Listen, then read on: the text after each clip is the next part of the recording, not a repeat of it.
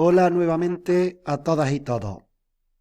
En este vídeo vamos a llevar a cabo la realización de un problema perteneciente al bloque de disoluciones que presenta un apartado B que es interesante.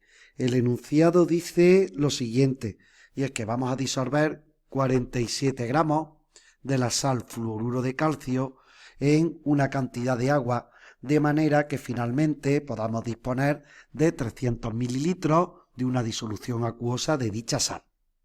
En el apartado A nos piden la molaridad, lo cual a esta altura no plantea ninguna dificultad.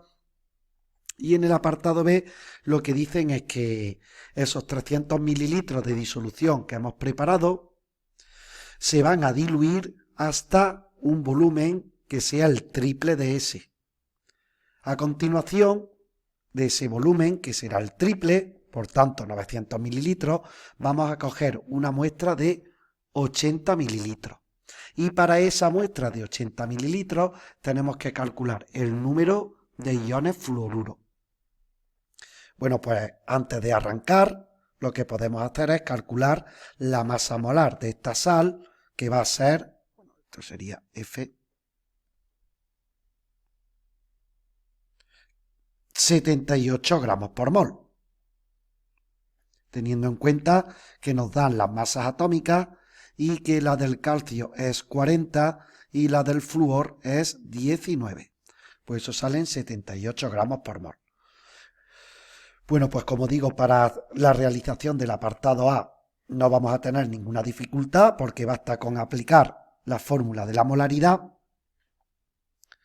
sabiendo que esta se calcula al dividir el número de moles que tengamos de soluto entre el volumen de la disolución.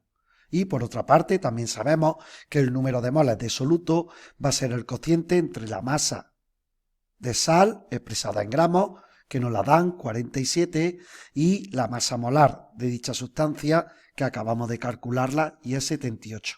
Y ahora todo ello entre el volumen de la disolución expresado en litros, que como eran 300 mililitros, pues hemos de poner 0,3. Eso da como resultado que la concentración de fluoruro de calcio va a ser 2 moles por litro, es decir, 2 molar. Y ahí se acaba el cálculo de la molaridad, que como digo no presenta ningún problema. Puede resultar un poco más confuso y un poco más dificultoso la realización del apartado B, pues antes de pasar a ella vamos a aclarar una cosa, que es la siguiente. ¿Vale? Tenéis en primer lugar un pequeño esquema donde se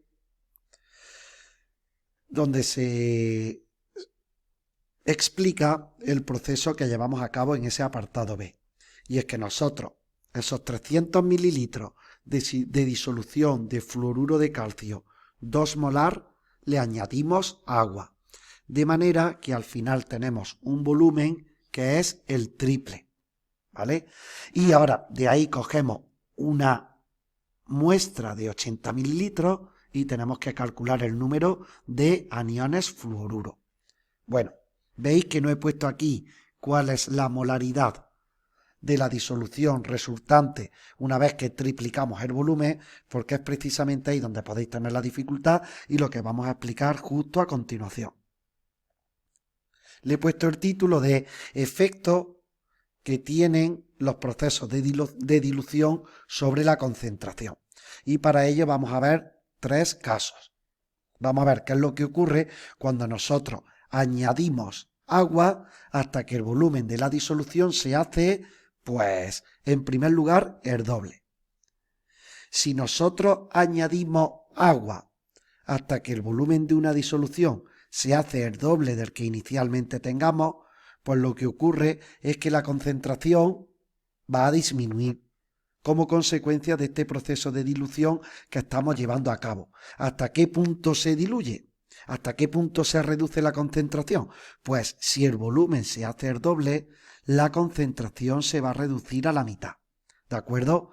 De manera que en este caso en concreto, donde teníamos una disolución de concentración 2 molar, si el volumen se hace el doble, la concentración se va a dividir entre 2 y como consecuencia de ello tendríamos una disolución resultante con una concentración que ya sería simplemente de 1 molar. En el caso de que añadamos agua hasta que el volumen de la disolución se hace el triple, que es justo lo que pasa en el enunciado de este apartado, pues la concentración se va a reducir hasta la tercera parte. ¿De acuerdo? De manera que si inicialmente la concentración era 2 molar, cuando nosotros añadiendo agua hagamos que el volumen sea el triple, pues la concentración se va a dividir entre 3 y como consecuencia esos 900 mililitros que obtengamos de disolución diluida van a tener una concentración que es 0,67 molar. ¿De acuerdo? Entonces, en nuestro caso en particular, después de añadir agua para que el volumen pase de 300 a 900, con lo cual se triplica, pues la concentración se hace 3 veces más pequeña y pasa a tener un valor de 0,67 molar. Luego, una vez que nosotros de esos 900 mililitros cojamos una muestra de 80 mililitros, la concentración en sal va a seguir siendo la misma, es decir, 0,67 molar. Ya por último, vamos a comentar qué es lo que ocurre si el volumen inicial lo hacemos 10 veces mayor. Bueno, pues entonces yo creo que quizás llegado a este punto ya tendremos claro que en ese caso la concentración se va a reducir a la décima parte. De manera que si inicialmente teníamos una disolución a concentración 2 molar, cuando el volumen se haga 10 veces mayor, pues la concentración se divide entre 10 y en ese caso en particular pasaría a ser 0,2 molar. ¿De acuerdo? Hecha esa aclaración, nos vamos a quedar con el caso que ahora nos atañe, que es aquel en el que el volumen se hace el triple. En consecuencia, la concentración se divide a la tercera parte y pasa a ser 0,67 molar. Bien. Después de toda esta aclaración, ahora ya pasamos a la resolución del apartado propiamente dicho. Pero bueno, primeramente lo que podemos hacer es el cuadro molar del cloruro de calcio para analizar el hecho de que, bueno, aquí hay un pequeño fallo porque esto sería fluoruro de calcio. Fluoruro de calcio.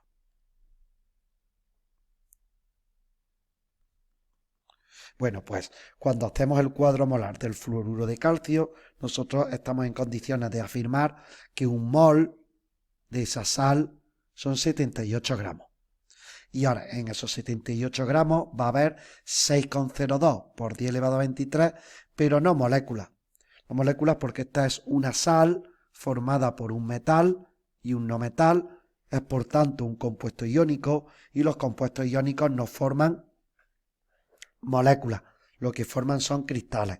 En ese caso, lo que decimos es que en 78 gramos nosotros vamos a tener 6,02 por 10 elevado a 23 unidades fórmula, que digamos que es como una molécula, pero entre comillas. ¿De acuerdo? Bueno, lo que vamos a hacer aquí es analizar el número de iones positivos e iones negativos que constituyen una unidad fórmula, igual que cuando analizamos el número de átomos que hay en una molécula. Bueno, pues ¿qué podemos decir de la unidad fórmula del fluoruro de calcio? Pues a tenor de la estequiometría que presenta esa unidad fórmula, nosotros podemos decir que está constituida por un catión calcio y por 2 aniones fluoruro. ¿De acuerdo? Bien. Ahora ya sí lo que vamos a hacer es montar una cadena de factores de conversión que nos lleve desde los mililitros que hemos cogido de esa muestra hasta el número de aniones fluoruro, que es lo que nos pregunta. Bueno, pues nada, en el primer factor de conversión nosotros lo que vamos a poner es la concentración en sal que tiene esa muestra de 80 mililitros y que, como decíamos hace un momento, es la misma que tienen los 900 mililitros. Por tanto, lo que vamos a escribir es que en 1000 mililitros de disolución tenemos 0,67 moles de fluoruro de calcio. ¿De acuerdo? De esa manera los mililitros se nos van con los mililitros. Ahora, en el siguiente factor de conversión, lo que vamos a poner es que a tenor de lo que hemos escrito en el cuadro molar, en un mol de fluoruro de calcio tenemos 6,02 por 10 elevado a 23 unidades fórmula de fluoruro de calcio, con lo que este mol de aquí se nos va con este mol de aquí. Y en el último factor de conversión, ya simplemente tenemos que dar el salto de iones fórmula a los aniones en concreto que nos están pidiendo, ¿de acuerdo? Con lo que nosotros diríamos que en una unidad fórmula de fluoruro de calcio, pues hay contenidos 2 aniones fluoruro. De manera que estas unidades fórmula se nos van con estas unidades fórmula, cogemos la calculadora, operamos y obtenemos un resultado de 6,45 por 10 elevado a 22 aniones fluoruro. Entonces, este ejercicio es similar a uno que tenemos en nuestro boletín de problemas de disoluciones y que, si no recuerdo mal, era el número 22. Este problema es análogo al número 22 que estáis viendo en pantalla. Bueno, pues no tengo nada más que añadir. Espero que os haya servido de ayuda y aquí ponemos final a la realización de este ejercicio.